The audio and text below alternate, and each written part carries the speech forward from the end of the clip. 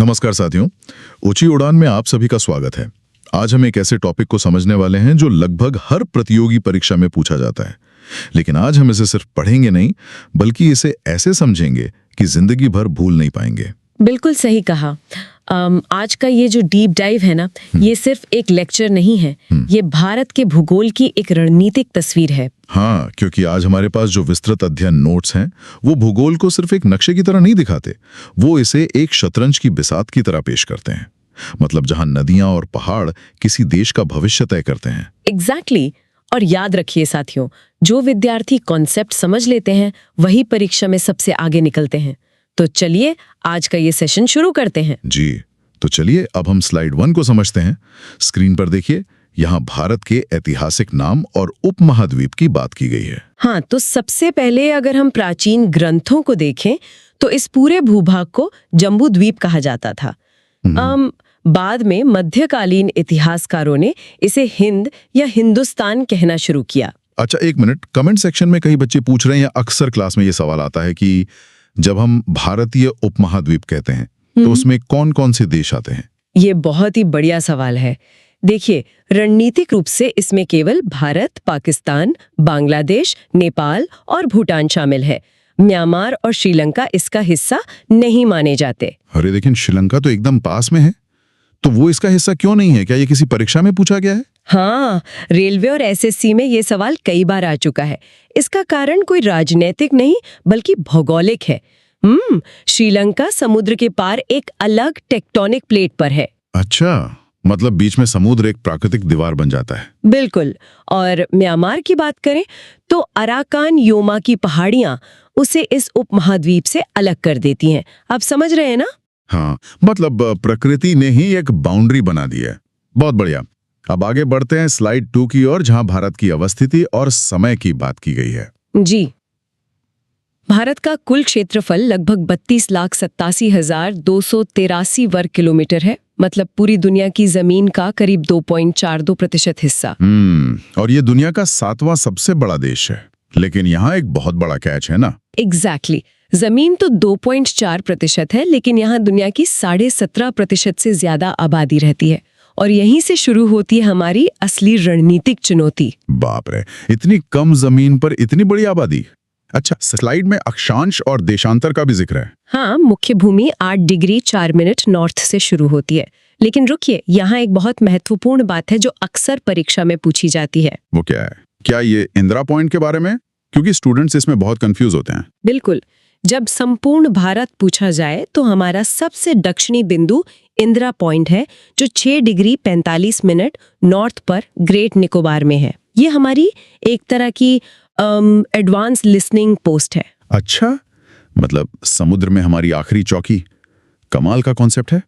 और देशांतर की बात करें तो गुजरात से अरुणाचल प्रदेश के बीच लगभग 30 डिग्री का अंतर है। हाँ, और इसी वजह से अरुणाचल में सूरज गुजरात के मुकाबले 2 घंटे पहले उगता है। ये तो आप जानते ही होंगे। जी, तो फिर सर मेरा मतलब एक डाउट आता है, अगर 2 घंटे का अंतर है तो पूर्वोत्तर राज्यों के लिए अलग डे लाइट सेविंग या 2 टाइम जोन क्यों नहीं है? ये बहुत ही लॉजिकल सवाल है और कई बार मेंस परीक्षा में ये तर्क लिखने को आता है। देखिए, भारत जैसे विशाल देश में एक ही टाइम जोन यानी आईएसटी रखने का कारण है प्रशासनिक एकरूपता। मतलब ट्रेनों का शेड्यूलिंग वगैरह? बिल्कुल। दुनिया का चौथा सबसे बड़ा रेलवे नेटवर्क है हमारा।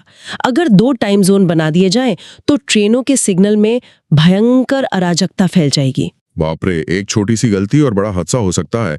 इसीलिए 82.5 डिग्री ईस्ट को पूरे देश का मानक मान लिया गया। सही कहा, जो मिर्जापुर से गुजरती है और जीएमटी से 5.5 घंटे आगे है। और यहाँ एक और जबरदस्त एग्जाम ट्रिक है। अरे वाह, ट्रिक्स तो स्टूडेंट्स को बहुत पसंद आते हैं, बताइए। हमारी मानक समय रेखा और कर्क रेखा जो 8 राज्यों से गुजरती है, ये दोनों एक दूसरे को छत्तीसगढ़ में काटती हैं। ये किसी स्नाइपर के निशाने जैसा दिखता है नक्शे पर। क्या बात है, ये तो सीधे सीधे बिहार दरोगा या यूपी पुलिस में छपने वाला सवाल है। तो साथियों, इसे नोट कर लीजिए। चलिए, अब तक जो हमने समझा है उसे जल्दी से दोहरा लेते हैं। हमने नामकरण समझा, उपमहाद्वीप को जाना और टाइम जोन का लॉजिक समझा। बहुत बढ़िया। अब तक आपने इस टॉपिक का सबसे महत्वपूर्ण भाग समझ लिया है। चलिए अब अगले भाग की ओर बढ़ते हैं। अब देखते हैं स्लाइड 3 में क्या महत्वपूर्ण जानकारी दी गई है। स्लाइड 3 बात करती है हमारी हाई स्टेक सीमाओं की। इसे रिंग ऑफ फायर कहा गया है। 15,200 किलोमीटर लंबी स्थलीय सीमा। 7 पड़ोसी देशों के साथ है ना। हाँ। एक छोटा सा सवाल, अगर ये कॉन्सेप्ट परीक्षा में आए कि भारत की सबसे लंबी अंतर्राष्ट्रीय सीमा किस देश से लगती है, तो सही उत्तर क्या होगा? स्टूडेंट्स अक्सर सोचते हैं कि क्या इसका जवाब चीन या पाकिस्तान है, क्योंकि न्यूज में तो वो ही रहते हैं। हाँ, ज्यादातर बच्चे यही टिक करके आ जाते हैं और नंबर कट जाते हैं। एग्जैक्टली इसका सही जवाब है बांग्लादेश। हमारी सबसे लंबी सीमा बांग्लादेश के साथ है, 4096.7 किलोमीटर। इतनी लंबी, लेकिन नक्शे में तो बांग्लादेश बहुत छोटा दिखता है। क्योंकि ये सीमा एक सीधी रेखा नहीं है, ये बेहद घुमावदार है और ये दुनिया के सबसे छिद्रिल या पोरस सीमाओं में से एक है। मतलब यहाँ कोई पक्की दीवार नहीं है? नहीं, क्योंकि ये इलाका नदियों और दलदलों से भरा है। नदियां रास्ता बदलती हैं तो सीमा भी बदल जाती है, और त्रिपुरा का उदाहरण तो बहुत ही खास है। हाँ, स्लाइड में शून्य रेखा या जीरो लाइन का जिक्र है। ये क्या होता है? त्रिपुरा 3 तरफ से बांग्लादेश से घिरा है। वहां की सीमा इतनी संवेदनशील है कि कई जगह लोगों के घर भारत में हैं और खेत बांग्लादेश में। इसे ही जीरो लाइन कहते हैं। ओहो, भूगोल ने यहाँ राजनीति को पूरी तरह उलझा दिया है।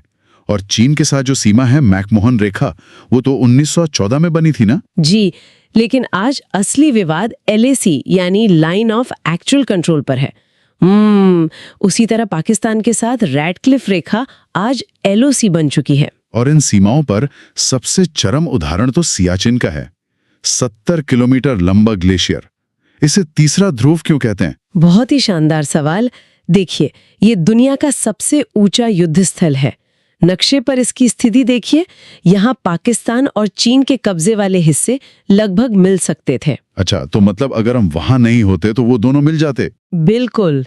अगर 1984 में ऑपरेशन मेघदूत के जरिए सेना वहां नियंत्रण नहीं करती, तो दोनों का एक संयुक्त मोर्चा बन जाता। सियाचिन एक कील की तरह है जो उन्हें जोड़ता नहीं है। वाह, अगर आपने ये कॉन्सेप्ट समझ लिया तो समझिए आपने आधा सिलेबस जीत लिया। मतलब सियाचिन सिर्फ बर्फ नहीं, लद्दाख की ढाल है। सही कहा।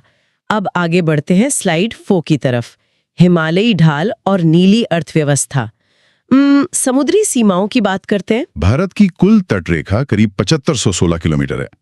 तो क्या समुद्र में भी हमारी कोई सीमा होती है? बिल्कुल होती है। तट से 12 नॉटिकल मील तक हमारी प्रादेशिक सीमा है, जिस पर पूरी तरह भारत का कानून चलता है। अच्छा, तो वो 200 नॉटिकल मील वाला क्या कॉन्सेप्ट है? वो इकोनॉमिक्स में भी आता है? वो है अनन्य आर्थिक क्षेत्र यानी EEZ। मतलब समुद्र में 370 किलोमीटर दूर तक पानी में जो भी मछली है या जमीन के नीचे जो भी तेल है, उस पर सिर्फ भारत का अधिकार है। अरे वाह, ये तो एक अदृश्य खजाना है। इसे ही ब्लू इकोनॉमी कहते हैं। और समुद्र से उत्तर की ओर जाएं तो हिमालय आता है। हाँ, और हिमालय सिर्फ एक दीवार नहीं है, ये कई श्रृंखलाओं में बटा है। ट्रांस हिमालय, महान हिमालय और शिवालिक। सर, एक स्टूडेंट का सवाल है कि ये करेवा मिट्टी क्या होती है? ये स्लाइड में बोल्ड लेटर्स में लिखा है। बहुत ही बढ़िया ऑब्जर्वेशन। रुकिए, यहाँ एक बहुत महत्वपूर्ण बात है। करेवा हिमानीकृत मिट्टी है जो कश्मीर घाटी में मिलती है।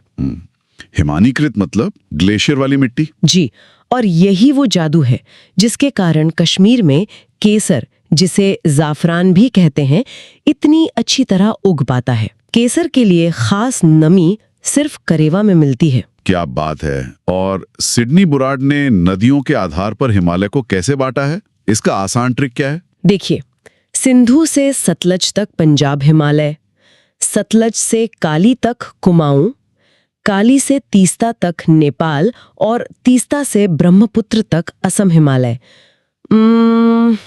इसे पश्चिम से पूर्व की ओर मैप करके याद करें। बहुत ही जबरदस्त। चलिए अब स्लाइड 5 की ओर चलते हैं।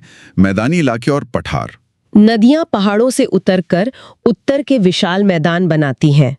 जब नदियां बड़े कंकड़ पत्थर लाती हैं तो पानी उनके नीचे छिप जाता है।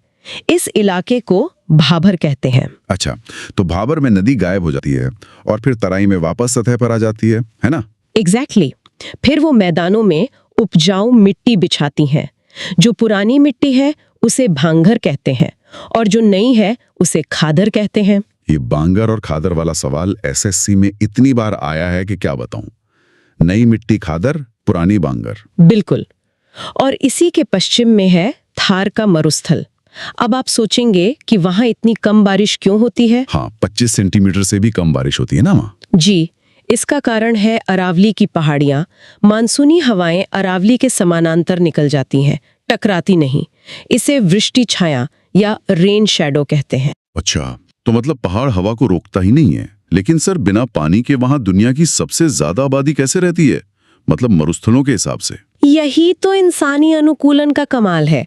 लोगों ने भूजल और कम पानी वाली फसलों का इस्तेमाल सीखा और ये इलाका ऐतिहासिक व्यापारिक मार्गों पर था। वाह। और इसके नीचे जो प्रायद्वीपीय पठार है वो तो गोंडवाना लैंड का हिस्सा है ना, सबसे प्राचीन। हाँ, और इसे समझने के लिए एक झुकी हुई मेज की कल्पना कीजिए। पठार की ढाल उत्तर पूर्व की ओर है। तो इसका सबूत क्या है? कैसे मान लें कि ढाल उधर ही है? नदियां इसका सबूत देती हैं। चंबल, बेतवा, सोन, ये सब उत्तर पूर्व की ओर बहकर गंगा या यमुना में मिलती हैं। गुरुत्वाकर्षण के कारण। क्या जबरदस्त लॉजिक है।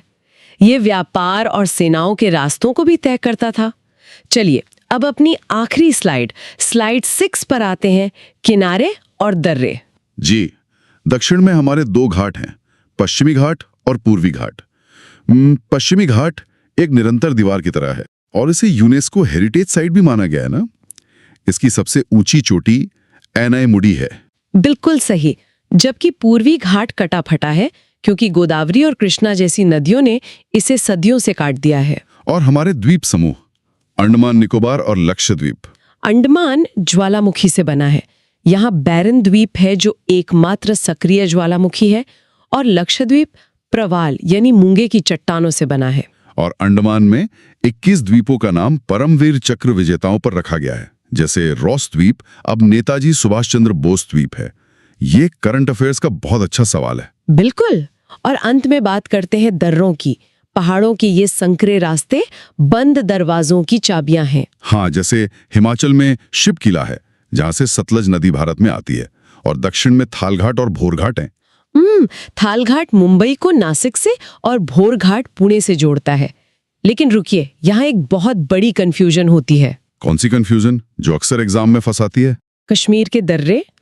देखिए, श्रीनगर को लेह से जो जोड़ता है वो जोजिला है, और जो श्रीनगर को जम्मू से जोड़ता है वो बनिहाल दर्रा है। अच्छा, लेह के लिए जोजिला और जम्मू के लिए बनिहाल।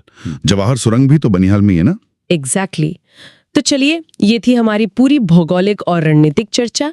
इसी तरह लगातार अभ्यास करते रहिए, सफलता निश्चित है। तो साथियों, इस सब का क्या मतलब है? हमने देखा कि भूगोल केवल नक्शे की रेखाएं नहीं है, ये एक जीवित तंत्र है। बिल्कुल, भूगोल ही किसी राष्ट्र की सुरक्षा और अर्थव्यवस्था का प्रथम निर्धारक होता है। दोस्त और दुश्मन बदल सकते हैं, लेकिन भूगोल नहीं। लेकिन जाते जाते एक विचारणीय प्रश्न आप सभी के लिए छोड़ना चाहता हूँ। हमने देखा कि हिमालय और तटरेखाओं ने हजारों सालों से हमारी रक्षा की है, जो हमें बहुत स्थायी लगता है। हाँ, लेकिन आज जलवायु परिवर्तन हो रहा है, समुद्र का जलस्तर बढ़ रहा है। याद है ना 2004 की सुनामी जिसने इंदिरा पॉइंट को डुबो दिया था? और सियाचिन जैसे ग्लेशियर पिघल रहे हैं। बिल्कुल। तो क्या आने वाले 50 सालों में भारत का ये स्थायी रणनीतिक भूगोल हमेशा के लिए बदल नहीं जाएगा? ये सोचने वाली बात है। बहुत ही गहरा सवाल है। इस पर सबको विचार करना चाहिए। शुरुआत वहीं से करते हैं जहां दुनिया की सबसे बड़ी टक्कर हो रही है, हिमालय। ये टक्कर इतनी भयंकर है कि इसका असर आज भी देखा जा सकता है। हिमालय कोई एक सिंगल पहाड़ नहीं है, मतलब ये एक पूरा महाकाव्य है जो 3 अलग-अलग विशाल परतों में बटा हुआ है। 3 परतें? अच्छा, सबसे उत्तरी परत की बात करते हैं पहले। हाँ, सबसे उत्तरी और सबसे ऊंची परत है महान हिमालय, या जिसे हिमाद्री भी कहते हैं। ये नंगा पर्वत से लेकर नामचा बरवा तक करीब 2400 किलोमीटर की एक अभेद्य दीवार है। दुनिया के सबसे ऊंची चोटियां यही है ना? बिल्कुल। और इसका सांस्कृतिक प्रभाव देखिए। जिसे हम माउंट एवरेस्ट कहते हैं, उसे नेपाल में सागर माथा यानी आसमान का भाल कहते हैं। अरे वाह। और तिब्बत में उसे चोमोलंगमा कहा जाता है, जिसका मतलब है ब्रह्मांड की देवी। नाम से ही उस पहाड़ की भव्यता और थोड़े खौफ का भी अंदाजा लग जाता है। इस महान हिमालय के ठीक दक्षिण में आता है मध्य हिमालय, जिसे हिमाचल भी कहते हैं। सही कहा। और यही वो क्षेत्र है जिसे हम पर्यटन के लिए सबसे ज्यादा जानते हैं। हाँ, शिमला, नैनीताल, दार्जिलिंग, ये सब इसी बेल्ट में आते हैं। लेकिन ये सिर्फ टूरिस्ट स्पॉट नहीं है, ये एक बहुत बड़ा इकोसिस्टम है। मतलब कश्मीर में केसर की खेती जिस मिट्टी पर होती है, जिसे करेवा कहते हैं। हाँ करेवा, वो मिट्टी यहीं पाई जाती है। इसके अलावा यहाँ घास के विशाल मैदान हैं कश्मीर में इन्हें मर्ग कहते हैं, जैसे गुलमर्ग। और उत्तराखंड में इन्हें बुग्याल कहा जाता है। बिल्कुल। तो इस पर्यटन और कृषि वाले क्षेत्र के बाद तीसरी परत आती है शिवालिक। शिवालिक हिमालय की सबसे नई पर्वत श्रृंखला है। इसका निर्माण मायोसीन काल में हुआ था। इसी क्षेत्र में नदियां अपने साथ लाया मलबा जमा करती हैं, जिससे दून और द्वार घाटियां बनती हैं। जैसे देहरादून और हरिद्वार। हाँ बिल्कुल वही। इन तीनों परतों को समझने के लिए मैं एक तुलना करना चाह रही थी। मतलब इस पूरे हिमालयी तंत्र को एक परिवार की तरह सोचिए। अच्छा, दिलचस्प लग रहा है। महान हिमालय उस परिवार का सबसे बुजुर्ग, सख्त और अडिग सदस्य है, जो तूफानों को रोकता है और सीमा पर खड़ा रहता है। बिल्कुल। मध्य हिमालय वो मिलनसार सदस्य है जिससे हर कोई मिलना चाहता है, जहां सारे टूरिस्ट जाते हैं। और शिवालिक वो एक छोटा बच्चा है जो अभी भी बढ़ रहा है। ये तुलना काफी सटीक है, लेकिन उस बढ़ते हुए बच्चे वाली बात को थोड़ा वैज्ञानिक चश्मे से देखते हैं। ये समझना बहुत जरूरी है कि यह बच्चा अभी तक शांत क्यों नहीं हुआ है। हाँ, ये सोचने वाली बात है। क्या कभी ध्यान दिया है कि पूरा उत्तर भारत और हिमालय का क्षेत्र भूकंप और भूस्खलन के प्रति इतना संवेदनशील क्यों है? इसका कारण यह है कि ये तीनों श्रेणियां आपस में जुड़ी हुई नहीं है। तो फिर ये कैसे खड़ी हैं? ये दरारों या फॉल्ट लाइंस के जरिए एक दूसरे से रगड़ खा रही हैं। थोड़ा रुकते हैं। हाँ। ये फॉल्ट असल में काम कैसे करता है? क्योंकि तकनीकी भाषा में इसे समझना कई बार थोड़ा मुश्किल हो जाता है। इसे एक धीमी गति में हो रहे कार क्रैश की तरह समझिए। Car crash? हाँ, जब दो गाड़ियां टकराती हैं तो उनका बोनट एक साथ नहीं मुड़ता, वो अलग अलग हिस्सों में अलग अलग दबाव के साथ टूटता है। ठीक वैसे ही भारतीय टेक्टोनिक प्लेट यूरेशियन प्लेट के नीचे धंस रही है। अच्छा, तो उस जबरदस्त दबाव के कारण जमीन में जो क्रैक या दरारें आती हैं, हाँ। उन्हें हम फॉल्ट कहते हैं। बिल्कुल। महान और मध्य हिमालय के बीच की दरार को मेन सेंट्रल थ्रस्ट या MCT कहते हैं। और मध्य हिमालय और शिवालिक के बीच? वहां मेन बाउंड्री फॉल्ट है जिसे MBF कहते हैं, और शिवालिक व उत्तर के मैदानों के बीच हिमालयन फ्रंटल फॉल्ट यानी HFF है। इन्हीं क्रैक्स के आसपास जमीन सबसे ज्यादा खिसकती है। और इसीलिए दिल्ली से लेकर काठमांडू तक हमें इतने तेज भूकंप महसूस होते हैं। ये वाकई हैरान करने वाला है कि जो पहाड़ हमें बाहर से इतने शांत और स्थिर लगते हैं, वे जमीन के नीचे एक लगातार चलने वाले युद्ध का मैदान है। बिल्कुल सही कहा। लेकिन ये पूरी पर्वत श्रृंखला सिर्फ पश्चिम से पूर्व की ओर सीधी नहीं जाती। जब ये पूर्व में देहांग गार्ज के पास पहुंचती है तो एक बहुत ही अजीब घटना होती है। हाँ, वहां पहुंचकर हिमालयी दीवार अचानक खत्म नहीं होती, बल्कि वो एक भारी भूवैज्ञानिक दबाव के कारण दक्षिण की ओर एक बहुत तीखा मोड़ ले लेती है। इसे हम पूर्वोत्तर हिमालय या पूर्वांचल कहते हैं। ये मोड़ इतना तेज है कि इसने भारत के उत्तर पूर्व को बाकी महाद्वीप से लगभग अलग थलग कर दिया है ना? हाँ, एक तरह से प्राकृतिक दीवार बन गई है।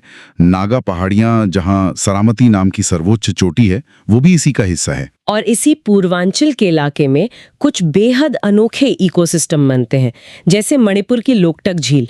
मतलब ये कोई आम झील नहीं है। बिल्कुल नहीं, इसके ऊपर तो फुमडिस तैरते हैं। हाँ, फुमडिस। ये असल में मिट्टी और सड़ती हुई वनस्पतियों का एक मोटा स्पंज जैसा तैरता हुआ टापू होता है। दुनिया का इकलौता तैरता हुआ नेशनल पार्क केबुल लामजाओ इन्हीं फुमडिस पर बसा है। क्या बात है। और यहाँ सिर्फ पहाड़ियों की ही बात नहीं है, नदियों ने भी इस पूरे हिमालय को अलग अलग हिस्सों में काट रखा है। त्रिपुरा और बांग्लादेश के बीच की सीमा को भी जीरो लाइन कहा जाता है, जो इसी भौगोलिक विभाजन का हिस्सा है। लेकिन नदियों वाले पॉइंट पर वापस आते हैं। हाँ, सिडनी बुराड नाम के एक भूविज्ञानी ने बताया कि सिंधु और सतलज के बीच का हिस्सा पंजाब हिमालय है, सतलज और काली नदी के बीच कुमाऊं हिमालय है, जहां नंदा देवी जैसी चोटियां हैं। बिल्कुल। फिर नेपाल हिमालय आता है, जो सबसे लंबा भाग है, और अंत में तिस्ता से देहांग नदी के बीच असम हिमालय। तो नदियां पहाड़ों को बस पार नहीं करती, वो उन्हें लगातार आकार दे रही हैं।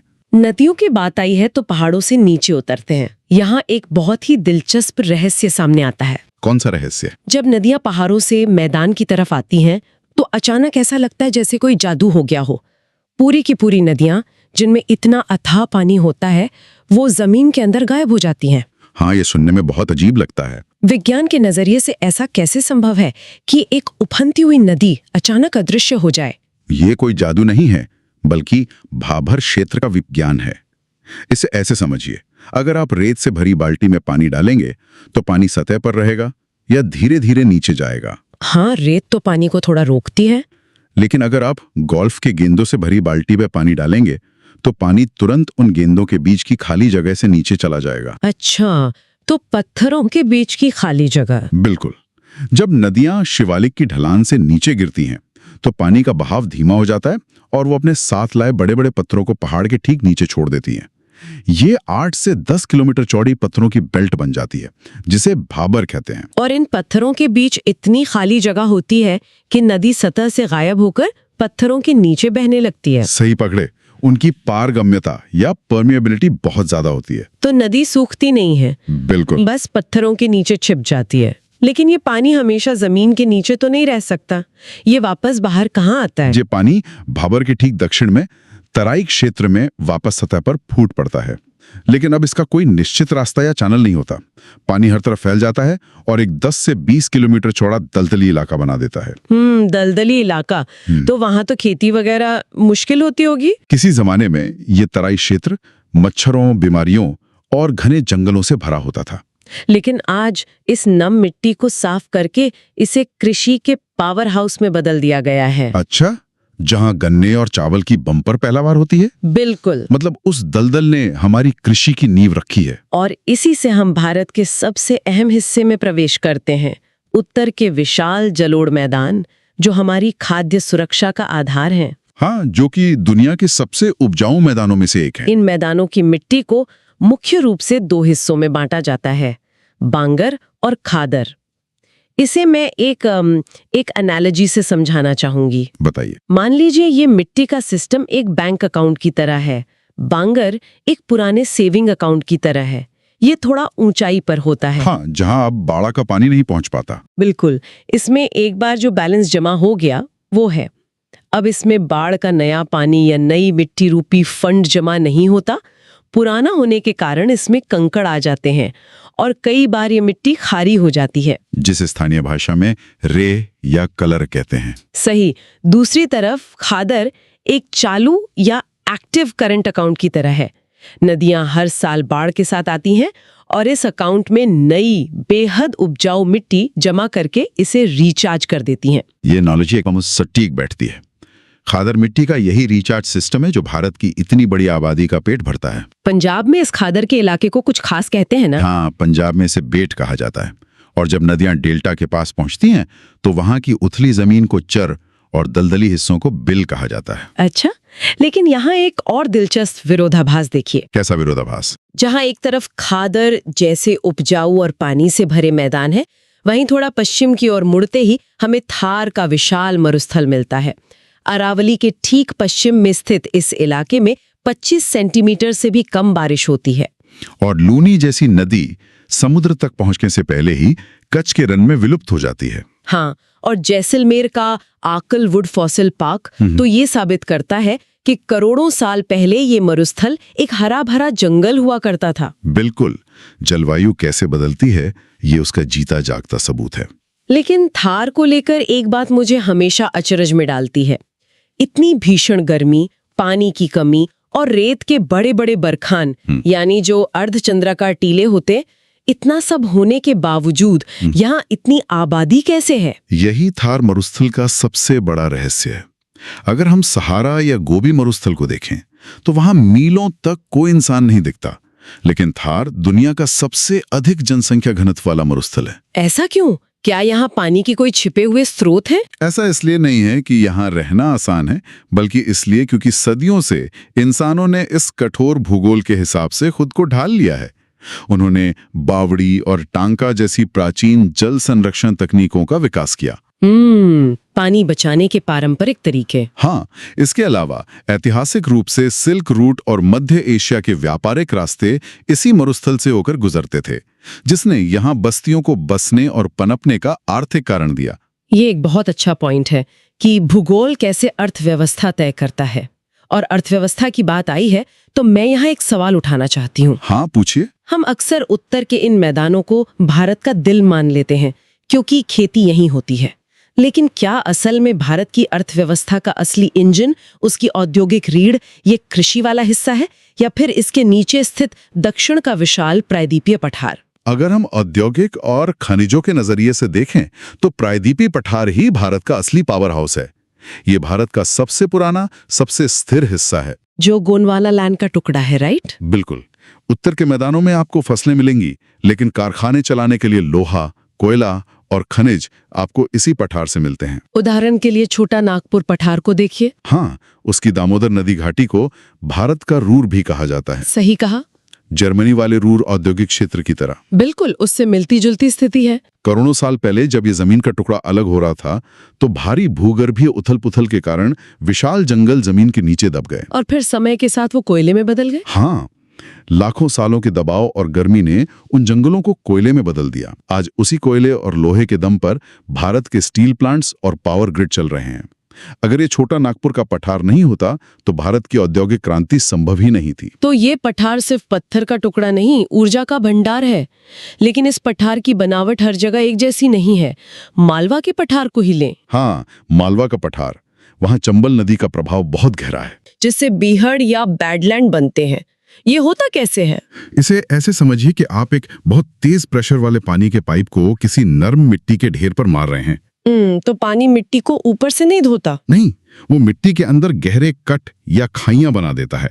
मालवा क्षेत्र में मिट्टी की संरचना और चंबल नदी के तेज बहाव ने मिलकर जमीन में गहरी और भूल भुलैया जैसी खाइयां बना दी हैं। यही बीहड़ हैं। अच्छा, तो ये कृषि के लिए तो पूरी तरह बेकार होंगे। पूरी तरह बेकार। लेकिन इसी भूल भुलैया ने ऐतिहासिक रूप से बागियों और डाकुओं को छिपने की बेहतरीन जगह दी। अरे हाँ, चंबल के डाकू। भूगोल कैसे समाज का बर्ताव तय करता है, ये उसका एक और जबरदस्त उदाहरण है। लेकिन मालवा से नीचे जब हम दक्कन के पठार की ओर जाते हैं तो वहां की मिट्टी अचानक काली कैसे हो जाती है? वो काली मिट्टी ज्वालामुखी विस्फोटों की देन है। प्राचीन काल में जमीन में पड़ी लंबी दरारों से बहुत भारी मात्रा में बेसाल्ट लावा बाहर निकला और फैल गया, जिसे दक्कन ट्रैप कहते हैं। बिल्कुल। समय के साथ जब ये लावा ठंडा हुआ और मौसम की मार से टूटा तो इसने रेगुर यानी काली मिट्टी का रूप ले लिया। और ये मिट्टी कपास की खेती के लिए सबसे उत्तम मानी जाती है ना? हाँ, नमी सोखने में बेजोड़ है। इसी दक्कन ट्रैप की वजह से आज मुंबई और अहमदाबाद के आसपास इतनी बड़ी टेक्सटाइल इंडस्ट्री खड़ी हो पाई है। मतलब करोड़ों साल पहले फटे ज्वालामुखी ने आज के कपड़ा उद्योग की नींव रखी थी। ये कनेक्शन सच में दिमाग घुमा देने वाला है। बिल्कुल है। अब इस पठारी क्षेत्र को जो पर्वत श्रृंखलाएं बांध कर रखती हैं, उनकी बात करते हैं। अरावली दुनिया का सबसे प्राचीन अवशिष्ट पर्वत है। आज इसकी सबसे ऊंची चोटी गुरु शिखर है, लेकिन किसी जमाने में ये हिमालय जितना ही विशाल हुआ करता था। करोड़ों सालों तक हवा, बारिश और नदियों ने अरावली को एक पुराने इरेजर की तरह घिस-घिस कर छोटा कर दिया है। इरेजर वाली बात बहुत सही लगी। इसी तरह विंध्याचल पर्वत भी एक महत्वपूर्ण जल विभाजक है। सही कहा। ये एक ऐसी प्राकृतिक दीवार है जो उत्तर भारत की नदियों का पानी, मतलब गंगा तंत्र का पानी, दक्षिण भारत में जाने से रोकती है। और इसके ठीक नीचे सतपुड़ा है, जो एक ब्लॉक पर्वत है, यानी जमीन के दो हिस्सों के नीचे धंसने से बीच का हिस्सा पहाड़ की तरह ऊपर रह गया। नर्मदा और ताप्ती नदियां इन्हीं घाटियों के बीच बहती हैं। बिल्कुल सही। और फिर शुरुआत होती है भारत के किनारों की, पश्चिमी घाट और पूर्वी घाट। इन दोनों घाटों की संरचना में एक बहुत बड़ा अंतर है जो पूरे दक्षिण भारत का भूगोल तय करता है। पश्चिमी घाट तो एक लगभग 1600 किलोमीटर लंबी लगातार दीवार की तरह है।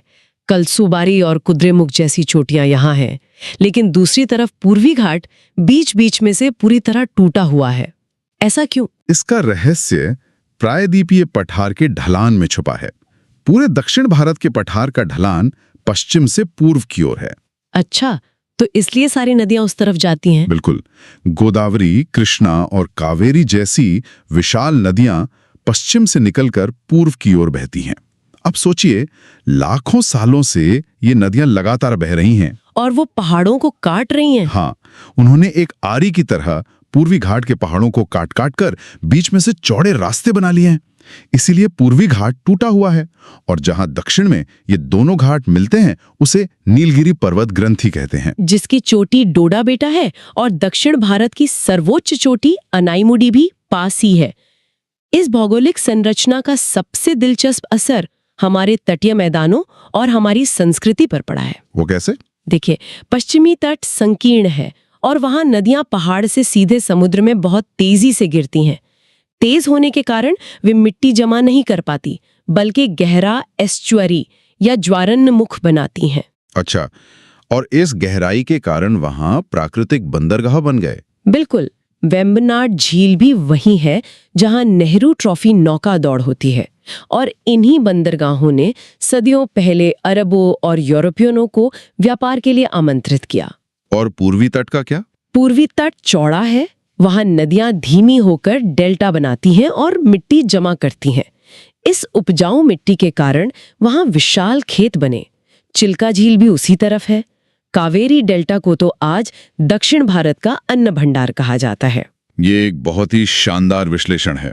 पश्चिमी तट के भूगोल ने लोगों को व्यापार और समुद्री यात्राओं की ओर धकेला, जबकि पूर्वी तट के भूगोल ने एक बहुत ही समृद्ध कृषि संस्कृति को जन्म दिया। सच कहे तो भूगोल केवल जमीन नहीं है, ये नियति है। बिल्कुल सही कहा। अब मुख्य भूमि से बाहर निकलकर उन हिस्सों की बात करते हैं जो पानी के बीच स्थित हैं।